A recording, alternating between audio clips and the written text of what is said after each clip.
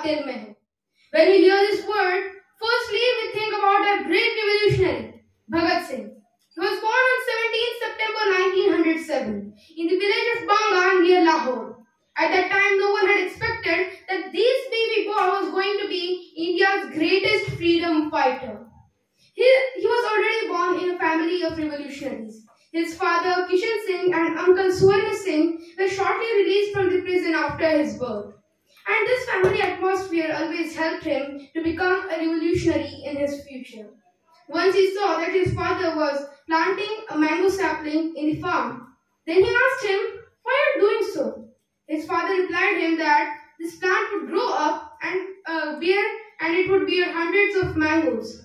Then Bhagat Singh said, "Why don't we plant the guns? It would grow up and there would be hundreds of guns." Then his father asked, "What would you do with that guns?"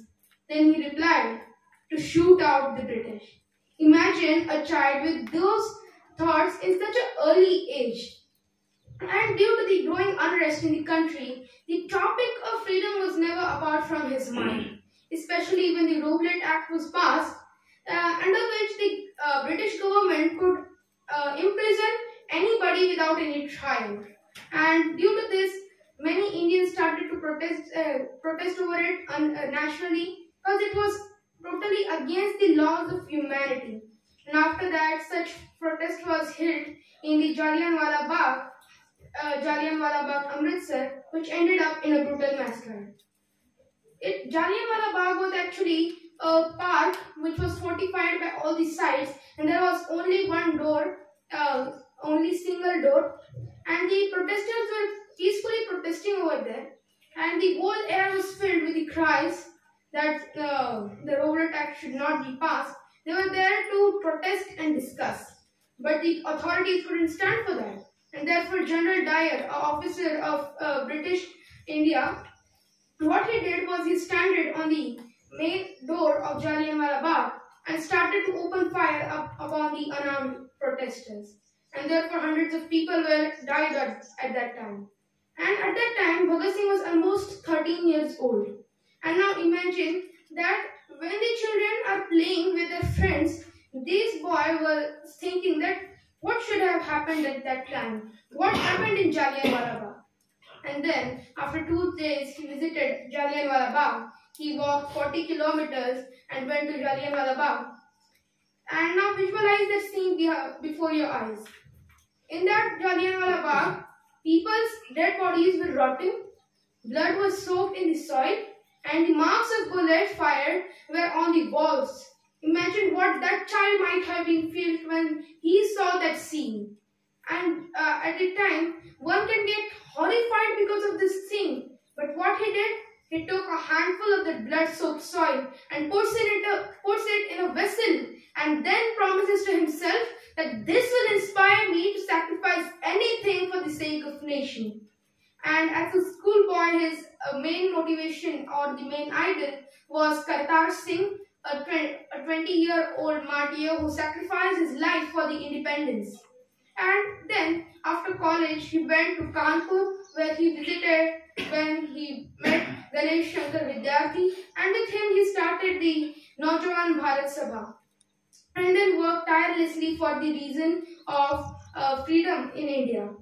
And after that, one more such act was passed by the British government, which was known as Simon Commission. Now, the Simon Commission was actually made for looking at the political situations in India. But there were 7 members in the commission, and all the Indians started to protest against this, with a good reason too. That not a single Indian was made a representative of the commission. And after that, the many protests were led all over the India. And one such protest was led by Lala Lajpat Rai. And the whole air was filled with the cries of "Simon, go back! Simon, go back! And India for Indians!" And the authorities couldn't stand for this. Then at that time, James Scott, a British policeman, announced the lathi charge towards the protesters. And in the instant chaos, Lala Lajpat Rai was struck repeatedly. And after that, he got hurt. He got a lot of hurt, and then in the hospital he died by a heart attack in 2 weeks. And this caused Bhagat Singh to see in red because he was the leader and he was killed by the British especially. And therefore Bhagat Singh, Rajguru and Sukhdev decided that we have to do something to this Scot. Now it was a time when they were hiding behind the trees near the police station, waiting for Scott to arrive. And at that time, instead of James Scott, John Saunders arrived riding the bike. And now they didn't have enough time to see and confirm whether it was Scott or Saunders. And hastily they shot Saunders instead of Scott. And then Bhagat Singh repeatedly fired 3 bullets into the head of Saunders, and by this the Saunders was killed. And now the authorities were in search for 3 of them, and escaping through the city was paramount. But they couldn't be hasty because Bhagat Singh was very easily identifiable because of his turban, his hairs, his beard, and therefore being a Sikh by birth, he had to cut off his hairs, his beard, so that he couldn't be identified. And then he disguised himself as a rich man. Nowadays we see that photos of Bhagat Singh, he is wearing a hat. We often ask, why is he wearing that hat? The answer is, he had disguised himself as a rich man. And then he was fully disguised as a rich man. He went to the Kanpur station, and the police were busy in looking for obvious suspect and just simply ignored Bhagat Singh, and he made a smooth move and moved to Calcutta. In Calcutta, he met Jatin Das in order to learn crafting bombs. And reason of crafting bombs was that he was already very much inspired by the methods in which people have achieved freedom. And he knew that in French Revolution, when the government wasn't listening to the public, what they did, they used low intensity bomb and threw it in the assembly to make the decent heard. Now Bhagat Singh said that if the French people can do this, I can also do that. Now, for this mission, they built low-intensity bombs, and the trade dispute bill and public safety bills were passed to suppress the labor class and empower the British authorities. And after that, what he did was, when the Public Safety Act was being passed in the Central Assembly, Bhagat Singh and Batukeshwar Dutt, 2 of them were sitting in the last row, and they threw bombs all in the Central Assembly in the free space, and it made lots and lots of clouds of smoke. And after that, what happened? They could have the chance of running out and escaping from the court, but they didn't do so. The plan was to get captured. The plan was to get arrested. And what they did, that they stood still and they started with the cries, "Inqilab Zindabad! Inqilab Zindabad! Inqilab Zindabad!" Now after this, the whole court rang with the cries of Inqilab Zindabad.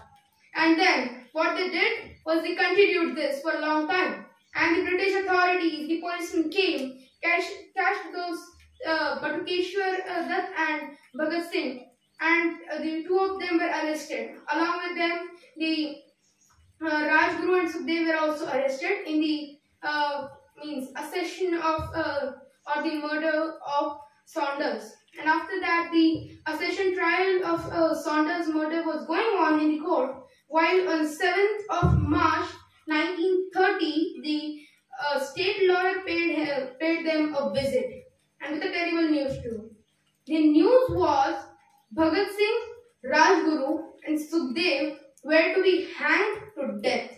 Now they had that option of submitting a mercy petition, but 3 of them couldn't stand for that because they said that you may kill me, but you cannot kill my thoughts. You may crush my body, but can never ever crush my ideas. And he said that if one Bhagat Singh is killed, hundreds of Bhagat Singh would be standing in front of Lahore jail. And then the day came of 13 March 1931. And at that time, the 3 of them were being hanged, were led to the gallows. And then the jailer asked him, "Any last wishes?" Now imagine what should a person give a last wish to, means a mercy on that person.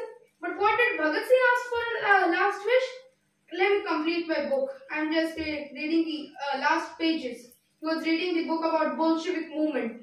and then he completed his book and then kept it down and said, okay, let's go to the other. And see, he was smiling even if he knew that now death is arriving to him. Actually, the date was fixed that of 14 March.